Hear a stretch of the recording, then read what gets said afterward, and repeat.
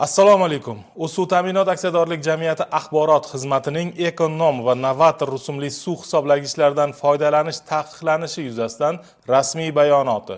Ma'lumki, Vazirlar Mahkamasining kommunal xizmatlar ko'rsatish qoidalarini tasdiqlash to'g'risidagi qarorida iste'molchilar uchun suvni hisobga olish asboblarini xarid qilish, o'rnatish va davlat nazoratidan o'tkazish hamda ulardan foydalanish ishlari ichimlik suv va kanalizatsiya xo'jaliklari tashkiloti tomonidan iste'molchi mablag'lari hisobiga amalga oshirilishi belgilab o'tilgan. Shuningdek, suv hisoblagichlari o'z standart agentligi tomonidan akkreditatsiyadan o'tgan, tegishli organlar tomonidan tekshirilgan va O'zbekiston Respublikasida qo'llash uchun ruxsat etilgan bo'lishi hamda ularning turlari haqida ma'lumotlar iste'molchilarga taqdim etilishi shartligi qayd etilgan. Vazirlar Mahkamasining 2020-yil 29-avgustdagi 528-sonli qarori bilan tasdiqlangan o'lchash vositalarini davlat sinovlaridan o'tkazish qoidalariga muvofiq davlat metrologik tekshiruvi va nazorati tatbiq etiladigan doirada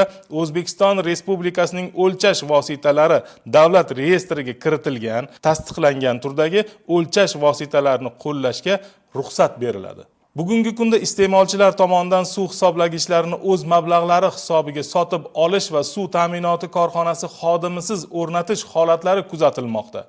Bunday hollarda o'rnatilayotgan hisoblagichlarning belgilangan standartlarga muvofiq kelishi juda muhimdir. Shu munosabat bilan ayrim suv hisoblagichlaridan foydalanish bo'yicha cheklovlar mavjudligi ma'lum qilinadi. Jumladan, Novator LK turidagi hisoblagichlar 2018-yilda amalda bo'lgan GOST 6019-83 davlatlararo standarti talablariga muvofiq sinovlardan o'tkazilgan va 02.3644-18 son bilan davlat reyestriga kiritilgan. Ushbu hisoblagichga berilgan sertifikat muddati 2023-yil 30-avgust kuni tugagani bois amalda emas.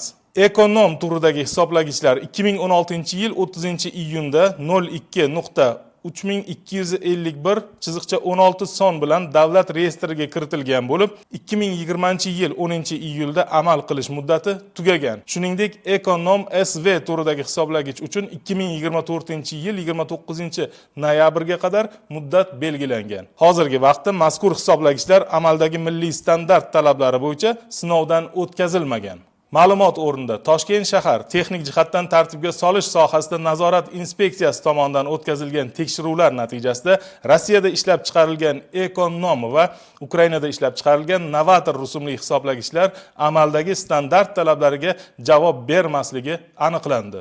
Muhimi shundaki, bunday hisoblagichlardan foydalanish suv sarfining noto'g'ri qayd etilishi, suvdan foydalanish bo'yicha statistik ma'lumotlarning buzilishi va hisob-kitob jarayonlarida turli xatoliklarga sabab bo'luvchi salbiy oqibatlarga olib kelishi mumkin. Shu bois Rossiya va Ukraina davlatlarida ishlab chiqarilgan Ekonom va Novator rusumli suv hisoblagichlarini sotish va ulardan foydalanish taqiqlanadi. Hurmatli iste'molchilar, agar savdo rastalarida sifatsiz mahsulotlarga duch kelsangiz, 1880 qisqa raqamiga murojaat qilishingiz mumkin. E'tiboringiz uchun rahmat.